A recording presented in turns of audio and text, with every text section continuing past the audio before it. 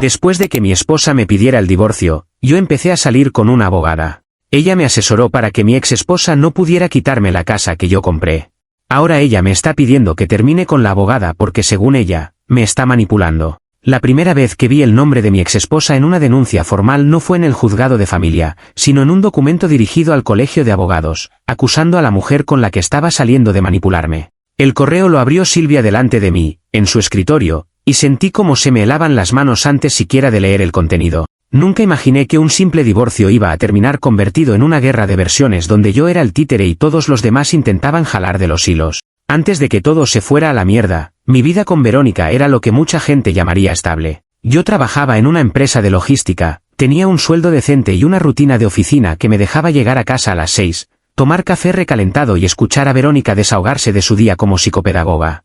Habíamos comprado muebles, había fotos en las paredes, teníamos discusiones pequeñas por cosas de siempre, que yo no hablaba suficiente, que ella gastaba mucho en tonterías decorativas, que mi mamá opinaba demasiado. Nada fuera de lo normal, o eso quería creer. La casa donde vivíamos la había comprado yo con la herencia de mi papá, algo que siempre pensé que los dos sabíamos que era un tema sensible. La noche en que Verónica me pidió el divorcio fue un martes cualquiera, a las 10. Yo estaba viendo un partido repetido, con la corbata ya fuera y los zapatos tirados cerca del sofá. Ella vino, apagó la televisión con el control sin decir palabra y se sentó frente a mí, muy recta. Tenía esa cara que ponía cuando se había preparado un discurso. Empezó a hablar de la chispa que se había ido, de cómo nos habíamos vuelto compañeros de casa, de que necesitaba reconectar consigo misma. No mencionó una sola vez la palabra amor, ni intentarlo, ni terapia. Cerró el discurso diciendo que solo me pedía que fuera justo y no la dejara sin hogar, que había invertido años de su vida en ese lugar. Sentí que me estaban notificando un cambio de contrato, no que mi esposa quería divorciarse. Los días siguientes caminé en automático. Dormíamos en la misma casa pero en habitaciones separadas, mientras empezábamos a hablar de abogados y papeles como si estuviéramos tramitando un crédito y no desarmando una vida. Yo crecí con la idea de que el hombre debía hacerse cargo, así que la culpa me caía por inercia. Hubo noches en las que pensé seriamente en dejarle la casa y buscar algo pequeño para mí, solo para no cargar con el peso de verme como el tipo que dejó a su ex sin techo. Ella se movía por el departamento como si ya fuera de ella, hablaba de mis plantas, mi sala, mi cocina, y cada vez que lo hacía yo sentía que la herencia de mi papá se me escapaba de las manos. 3 semanas después del discurso del martes, fui a un evento de networking de un cliente. No tenía ganas, pero mi jefe insistió. Era uno de esos cócteles con canapés ridículos y gente hablando de proyectos que nunca se concretan. Ahí me presentaron a Silvia, amiga de uno de los socios. Ella era abogada, trabajaba en un despacho que llevaba temas de familia y civil. Empezamos hablando de cosas neutras y como pasa cuando uno tiene la vida patas arriba, terminé contándole que estaba en pleno divorcio y que Verónica quería quedarse con la casa que yo había comprado con herencia. Silvia cambió el tono, pasó del small talk a algo más serio. Me preguntó cómo y cuándo había adquirido la casa, con qué dinero, cómo estaba escriturada. Yo le expliqué que fue antes de casarnos, con el dinero de la herencia de mi padre, y que aún así sentía que moralmente tenía que dejarla.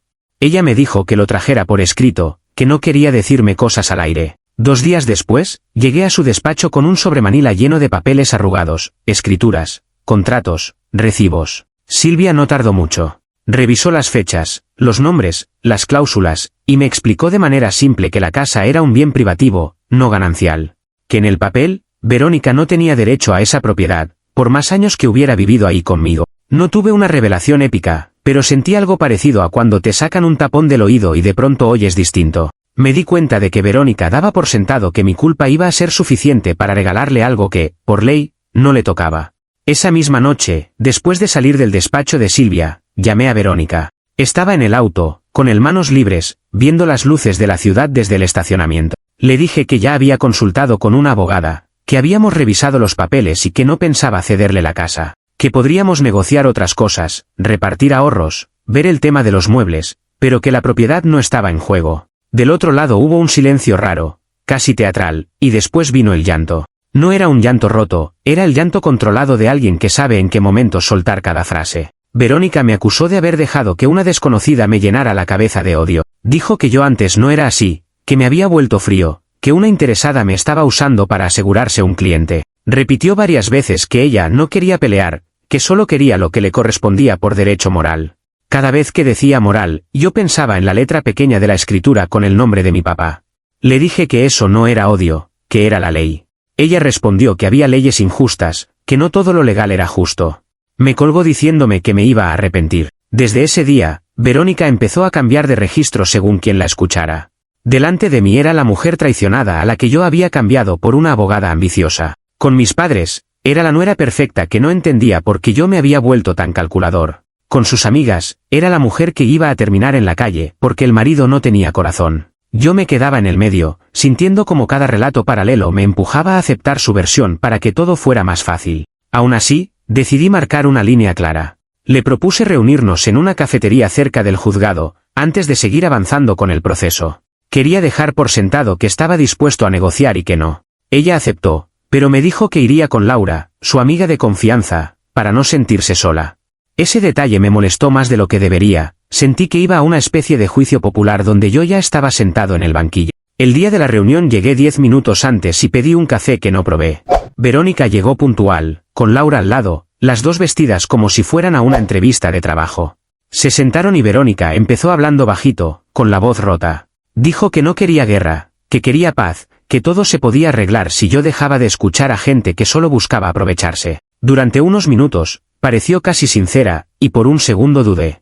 Cuando vio que yo no decía que sí a todo, cambió de estrategia. Apoyó los codos en la mesa, se inclinó hacia mí y me dijo, muy seria, que terminara con Silvia. No dijo, no sigas viéndola como abogada, dijo, termina con la abogada, dejando claro que lo que le molestaba no era lo legal, sino que yo estuviera saliendo con ella. Me aseguró que esa mujer me estaba manipulando, que me estaba llenando de resentimiento, que me quería solo para ella. Prometió que si yo cortaba todo contacto con Silvia, firmaría lo que hiciera falta y buscaríamos un acuerdo de adultos. En lugar de sentirme tentado, me entró la risa. No porque me hiciera gracia, sino porque en esa frase vi condensado todo el patrón de nuestra relación, ella dictando qué personas podían influir en mí y cuáles no, cuáles emociones eran válidas y cuáles eran inventadas por otros. Le dije, con calma, que Silvia ni siquiera era mi abogada oficial, que solo me había explicado la ley, y que no iba a cortar con nadie para que ella se sintiera menos descubierta. Le dije que no era Silvia contra Verónica, que era Verónica contra los papeles. La cara de Verónica se endureció.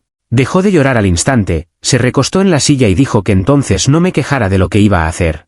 Que yo no sabía con quién me estaba metiendo, que ella también sabía moverse, que no iba a dejar que una intrusa destruyera su vida. Laura, a su lado, asentía como si estuviera viendo una obra de teatro que ya se sabía de memoria. En ese momento entendí que el divorcio había dejado de ser la historia de dos personas separándose y se había transformado en una lucha por mantener de pie una versión de los hechos donde ella siempre tenía razón. Salí de la cafetería con un nudo en el estómago, pero también con una claridad que no había tenido en semanas. Si seguía cediendo, iba a perder no solo la casa, sino el relato de lo que había pasado. Verónica seguía convencida de que, si eliminaba a cualquiera que cuestionara su narrativa, todo volvería a su lugar original, donde yo era el que pedía perdón por existir. Esa tarde no imaginaba hasta dónde estaba dispuesta a llegar para sostener esa realidad alternativa. Actualización 1. 2 semanas después de aquella reunión en la cafetería fue cuando el conflicto dejó de ser algo entre cuatro paredes y se convirtió en un asunto con membrete. Yo estaba en el despacho de Silvia porque habíamos quedado para revisar unas dudas sobre el proceso. En teoría, la llevaría otro abogado del mismo estudio, pero ella me estaba ayudando a entender los tiempos y los pasos. Mientras hablábamos, su computadora emitió un sonido de correo nuevo. Silvia, que suele ser muy profesional, casi nunca revisa el mail personal cuando está con alguien, pero esta vez frunció el ceño y dijo que el remitente era el colegio de abogados. Abrió el correo delante de mí. Vi cómo sus ojos se movían de un lado a otro de la pantalla y cómo apretaba la mandíbula. Me giró la laptop para que leyera. Era una notificación de que se había presentado una queja formal por supuesta falta de ética profesional. Según el texto, Silvia habría iniciado una relación sentimental con un cliente en situación de vulnerabilidad y lo estaría manipulando para perjudicar injustamente a su exesposa, privándola de bienes que moralmente le correspondían. El nombre de la denunciante no me sorprendió, pero igual sentí un golpe en el pecho cuando lo vi, Verónica. Mi primera reacción fue de vergüenza, como si yo hubiera llevado una bomba al despacho sin avisar. Empecé a balbucear que no sabía que Verónica fuera a hacer algo así, que yo nunca había dicho que Silvia fuera mi abogada formal, que solo le había pedido que me explicara algunas cosas. Silvia me escuchó en silencio y después me pidió que respirara. Me dijo que no era la primera vez que alguien usaba el colegio de abogados como herramienta de presión en un conflicto personal, pero que aún así era un tema delicado. Podía afectar su reputación, su trabajo, su manera de presentarse frente a otros clientes. Esa noche, cuando llegué a casa, el enojo le ganó a la culpa. Empecé a repasar mentalmente cada paso que había dado Verónica desde que le dije que no iba a ceder la casa. Primero fue el llanto, luego la manipulación con mi familia, más tarde el ultimátum para que dejara a Silvia, y ahora esto, una denuncia formal que podía poner en duda la carrera de alguien que apenas estaba conociendo. Escribí y borré varios mensajes para Verónica, pero no mandé ninguno. Sabía que cualquier cosa que dijera iba a terminar siendo usada como prueba de que ella solo se defendía. Silvia, en cambio, reaccionó de otra manera. Me escribió un mensaje larguísimo esa misma noche, explicándome que no pensaba hacerse la mártir ni actuar como si no estuviera afectada. Me dijo que la acusación era seria, pero que el contenido dejaba ver claramente que era una maniobra personal. La queja no hablaba de honorarios, ni de contratos, ni de mala praxis, sino de nuestra relación y de cómo supuestamente yo había cambiado desde que la conocía. Me propuso dos caminos, o intentaba cerrar el tema por la vía rápida, presentando un descargo básico, o pedía que se abriera una investigación formal para desmontar la queja punto por punto. Al día siguiente volvimos a vernos en su despacho. Silvia estaba menos tensa, como si ya hubiera tomado una decisión. Me dijo que había optado por la segunda opción, pedir que se abriera la investigación. Quería dejar constancia de que no tenía nada que esconder y que no iba a permitir que una exesposa vengativa marcara su expediente con una mancha fabricada. Me pidió autorización para usar todos los correos y mensajes donde constaba que nuestra relación había empezado fuera de cualquier vínculo abogado-cliente formal, que el expediente de mi divorcio estaba a nombre de otro abogado del despacho y que ella solo había actuado como amiga y colega. La idea de que mi vida privada se convirtiera en material de análisis para un comité me incomodaba, pero al mismo tiempo sentí que era la primera vez que alguien, aparte de mí, estaba dispuesto a plantarle cara a Verónica sin miedo a sus lloriqueos y su discurso de víctima. Firmé lo que había que firmar. Autoricé que revisaran los correos, los chats, los documentos que ya les había mostrado. Si iban a investigar, prefería que lo hicieran con todo sobre la mesa. Mientras tanto, Verónica siguió con su narrativa en paralelo. Empezaron a circular mensajes suyos entre amigos en común donde decía que yo estaba tan manipulado que ni siquiera me daba cuenta de que una abogada sin ética me estaba usando para hacer experimentos jurídicos. Decía que ella solo buscaba asegurarse de que no le arrebataran su hogar, que estaba luchando contra un sistema frío en el que las personas como Silvia veían a los matrimonios como oportunidades. Cada vez que alguien me reenviaba uno de esos textos, me entraba una mezcla de rabia y cansancio. Los días que siguieron estuvieron llenos de silencios raros. En el trabajo, yo seguía firmando documentos y asistiendo a reuniones mientras esperaba noticias del colegio de abogados. Con Verónica apenas cruzaba mensajes sobre cosas prácticas del divorcio.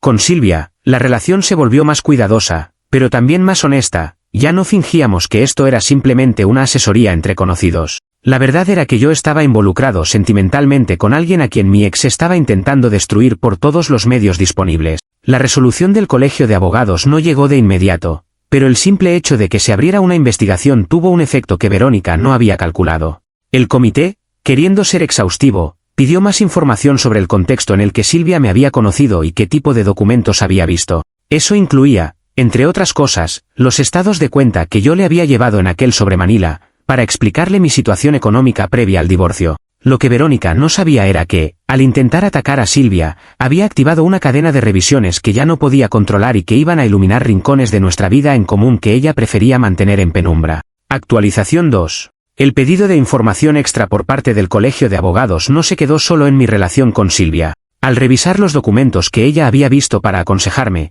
el comité se encontró con algo que les llamó la atención: los movimientos de la cuenta conjunta del matrimonio. No estaban investigando mi vida financiera por gusto, sino para comprobar si de verdad había un conflicto de interés o algún tipo de ventaja indebida. Uno de los miembros del comité, que también trabajaba como juez suplente en temas de familia, sugirió revisar con más detalle esos estados de cuenta para ver si lo que Verónica describía como manipulación patrimonial tenía algún sustento real. Yo me enteré de eso en una reunión con el abogado del despacho que llevaba oficialmente mi divorcio. Me explicó que, por la manera en que Verónica había planteado la queja, había abierto la puerta a que la gente empezara a hacer preguntas. Me enseñó en la pantalla cómo, durante años, habían salido pequeñas cantidades de nuestra cuenta conjunta, siempre con la misma descripción genérica: gastos del hogar.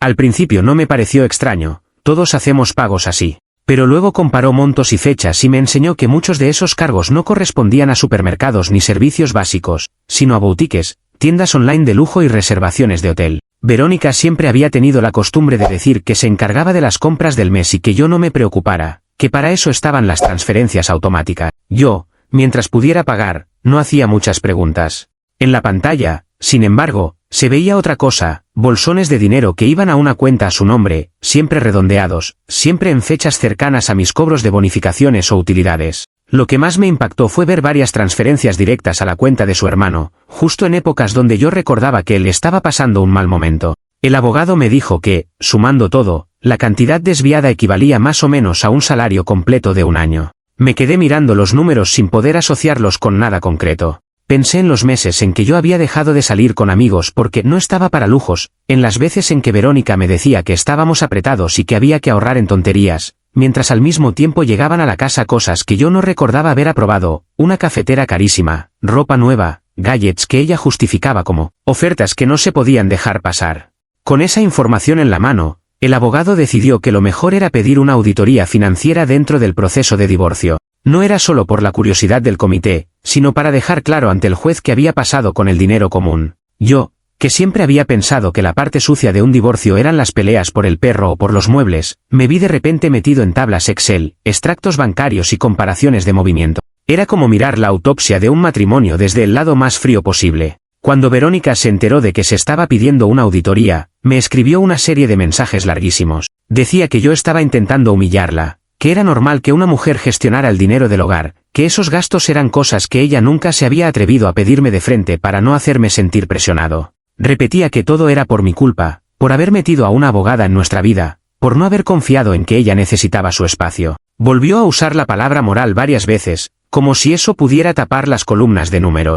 Yo no le respondí. En lugar de eso, reenvié esos mensajes a mi abogado para que quedaran registrados. Me sentía sucio, como si estuviera traicionando algo íntimo, pero al mismo tiempo entendía que ese sentimiento de traición venía de la misma lógica que me había hecho pensar que darle la casa era lo justo. Durante años, Verónica había contado con que yo mezclaría siempre lo emocional con lo práctico, y ahora que se estaban separando, su discurso empezaba a sonar hueco. La auditoría se llevó a cabo en silencio, sin grandes escenas. Un perito revisó todo lo que se movió durante los años del matrimonio y armó un informe. Cuando lo vi por primera vez, con columnas ordenadas y totales finales, sentí una mezcla de náusea y alivio. Ahí estaba, en blanco y negro, algo que yo había sospechado de forma difusa, que mientras yo me mataba trabajando y recortando gastos, Verónica había ido construyendo un pequeño colchón a sus espaldas, siempre con la salida preparada por si algún día decidía que ya no le convenía seguir conmigo. Actualización 3. La audiencia principal de divorcio fue el escenario donde todo eso dejó de ser números en un papel y se convirtió en algo que cualquiera podía ver y entender. Recuerdo entrar a la sala sintiendo el corazón en la garganta. Verónica estaba sentada del lado contrario, bien arreglada, con una carpeta en la mano y una expresión estudiada de mujer golpeada por la vida. Su abogada se veía confiada, como si supiera que al final todo se reduciría a lástima y costumbre, la casa para ella, el mal rato para mí. El juez empezó con lo básico. Confirmó nuestras identidades, la duración del matrimonio, los bienes en disputa. Luego dio paso al perito financiero para que expusiera sus conclusiones. El hombre, con una voz completamente neutra, comenzó a leer movimientos de la cuenta conjunta, fechas y destinos. Mencionó la existencia de una cuenta solo a nombre de Verónica donde se habían acumulado cantidades retiradas del fondo común. Después habló de las transferencias periódicas al hermano, de cargos en hoteles que no coincidían con viajes que hubiéramos hecho juntos y de compras de lujo que superaban el patrón normal de gasto doméstico. Mientras él hablaba, yo miraba de reojo a Verónica. Al principio mantenía la mirada serena, asintiendo de vez en cuando como si todo tuviera una explicación. Pero cuando el perito mostró las cifras finales y dijo en voz alta el monto total desviado, la vi ponerse rígida. Miró a su abogada, que le susurró algo al oído, y luego pidió la palabra, visiblemente alterada. Dijo que todo eso eran gastos del hogar, que no se podía reducir la vida de una familia a columnas y números, que yo siempre había sido distante y que ella había tenido que buscar formas de sentirse viva. Intentó girar la discusión hacia lo emocional. Le dijo al juez que yo la había abandonado afectivamente, que nunca estaba presente, que todo era trabajo y más trabajo. Que si había hecho compras era porque merecía darse gustos por todos los años que había sacrificado su juventud en un matrimonio donde yo nunca la prioricé. Incluso intentó justificar las noches de hotel como escapadas de salud mental, que yo no había querido ver. Su discurso buscaba, una vez más, transformar cualquier cosa en una reacción a mi supuesta frialdad. El juez la dejó hablar durante unos minutos y luego volvió al punto central. No estaba juzgando si yo era un marido cariñoso o no, sino qué había pasado con el dinero que ambos habíamos puesto en la cuenta. Le preguntó si podía explicar por qué esas transferencias habían ido a una cuenta solo a su nombre sin mi participación, y por qué se habían hecho a espaldas del otro titular. Verónica, arrinconada, dijo que lo había hecho por precaución, porque temía que yo un día la dejara sin nada. Dijo que era una forma de compensación preventiva. Escuchar esa expresión me causó una rabia fría. Era exactamente eso, durante años había ido armando su salida de emergencia mientras yo creía que estábamos remando para el mismo lado. Ahora intentaba presentar esa estrategia como algo casi noble, como una defensa legítima ante un hombre que supuestamente la tenía oprimida. El juez tomó nota de esa frase. Dijo que el miedo no justificaba ocultar patrimonio y que eso rozaba el fraude. La abogada de Verónica pidió un receso. Durante ese tiempo, ella salió de la sala hecha un mar de lágrimas, seguida por su amiga Laura, que esta vez estaba en los asientos de atrás. Yo me quedé sentado, con las manos entrelazadas, sintiendo la mirada de todos sobre mí como si yo hubiera sido el que confesó algo. Silvia estaba ahí, no como mi abogada, sino como apoyo. No dijo nada, solo me tocó el hombro cuando notó que mis piernas temblaban. Cuando reanudaron la audiencia, el juez volvió a dejar claro que la queja contra Silvia, que también había revisado, no encontraba ningún sustento. Señaló que más bien daba la impresión de ser un intento de desviar la atención de los movimientos financieros detectados. Verónica intentó insistir en que yo había cambiado desde que la conocía, que antes era un hombre justo y que ahora parecía un desconocido duro y calculador. El juez solo respondió que las personas, a veces, reaccionan de forma distinta cuando dejan de sentir culpa.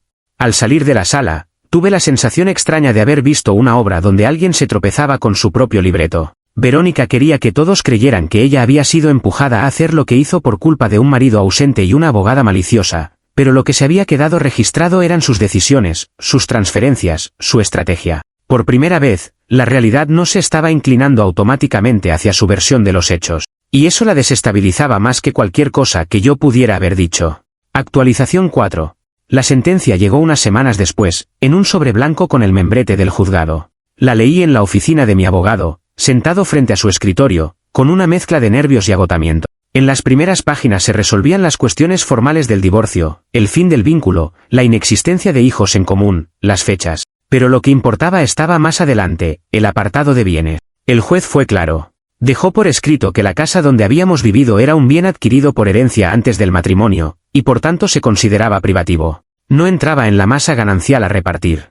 En otras palabras, la casa era mía. Eso ya de por sí era un golpe directo al discurso de Verónica, que había repetido hasta el cansancio que no se iba a quedar sin hogar porque era lo justo. También se resolvía el tema de los ahorros, se reconocía que una parte considerable del dinero común había sido desviada por ella sin mi conocimiento, y se ordenaba restar ese monto de lo que le habría correspondido en la repartición. Cuando mi abogado me leyó la cifra final, entendí que Verónica iba a salir casi con las manos vacías. Le quedaba una porción muy pequeña de los fondos, insuficiente para comprar algo propio. Tendría que alquilar o buscar ayuda de su familia. El juez también ordenaba, de manera más técnica, que se registrara en el expediente la existencia de movimientos que podían ser considerados intento de ocultación de patrimonio, aunque no se iniciara un proceso penal aparte. Era una mancha sutil pero muy clara en su papel de víctima. En paralelo, el Colegio de Abogados archivó oficialmente la queja contra Silvia. No solo la consideró infundada, sino que dejó constancia de que había indicios de mala fe por parte de la denunciante. Eso no se traduce en castigo directo para Verónica, pero en un círculo profesional cerrado como el de los abogados de familia, ese tipo de anotaciones corre rápido. Varias personas supieron que ella había intentado usar la institución como herramienta para vengarse de la mujer con la que yo estaba saliendo. El impacto no se quedó en los papeles. Verónica trabajaba como psicopedagoga en un colegio donde muchos de los padres eran profesionales que se movían en los mismos círculos. Los rumores empezaron a filtrarse, que había tenido problemas legales con su ex por dinero, que había cuestiones dudosas con cuentas, que había intentado perjudicar la carrera de una abogada con una denuncia que no prosperó. Nadie salió a acusarla directamente, pero en lugares así, las dudas se contagian rápido. Un día, una madre del colegio donde Verónica trabajaba, que conocía a la hermana de Silvia, hizo llegar un comentario. Algunas familias estaban pidiendo que no fuera ella quien atendiera ciertos casos. Decían que preferían a alguien más estable. Verónica me mandó un audio larguísimo llorando, diciendo que yo había destruido no solo su futuro económico, sino su reputación profesional. Me dijo que todo había sido por una casa que de todas formas no me iba a llevar a la tumba, que un hogar no se reduce a quien firma la escritura. Escuchar ese audio me removió cosas, no voy a negarlo. Hubo un segundo en el que pensé si todo esto no se había ido demasiado lejos, pero enseguida me acordé de cómo había empezado, una noche de martes en la que ella me pidió el divorcio como si fuera un trámite, contando con que yo, por culpa, le entregaría la herencia de mi padre sin cuestionar nada. Luego la queja falsa contra Silvia, las transferencias ocultas, los hoteles. Lo que ahora llamaba destrucción de su vida era, en gran parte, el derrumbe de una fachada que había construido durante años. Silvia, por su parte, salió tocada pero no rota de todo eso. Su nombre quedó limpio, su expediente también. Más de un colega le dijo que se había ganado el respeto del gremio por no dejar pasar una denuncia falsa. Nuestra relación, sin embargo, tuvo que ajustarse a la realidad de lo que habíamos vivido.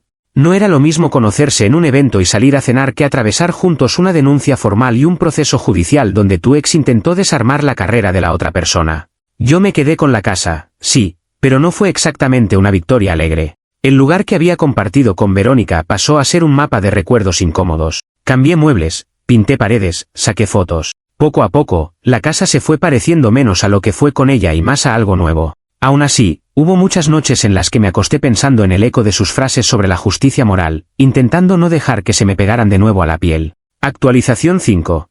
Han pasado 3 años desde que se firmó la sentencia. La vida no se convirtió en un cuento de hadas, pero se ordenó de una manera que antes me parecía imposible. Sigo viviendo en la misma casa, pero ya no se siente como el escenario de una guerra. Silvia y yo arreglamos la cocina, tiramos abajo una pared para ampliar la sala, cambiamos hasta las cortinas. Es un intento consciente de borrar las huellas físicas de lo que fue mi vida con Verónica, aunque algunas marcas, como las emociones, no se vayan del todo. De Verónica sé más por terceros que por contacto directo. Me bloqueó de casi todas partes después de la sentencia, pero dejó abiertas solo las vías necesarias para asuntos contables que ya se agotaron. De vez en cuando, una amiga en común me manda capturas de historias que Verónica sube a redes. La veo compartir frases sobre hombres manipulados por mujeres frías, sobre cómo te pueden quitar todo si no sabes defenderte, sobre el precio de confiar en quien no deberías. En su versión, yo sigo siendo el hombre débil que se dejó lavar el cerebro por una abogada sin escrúpulos. Al principio me enojaba ver eso. Sentía ganas de salir a desmentirla, de mostrar los extractos bancarios, las sentencias, los informes.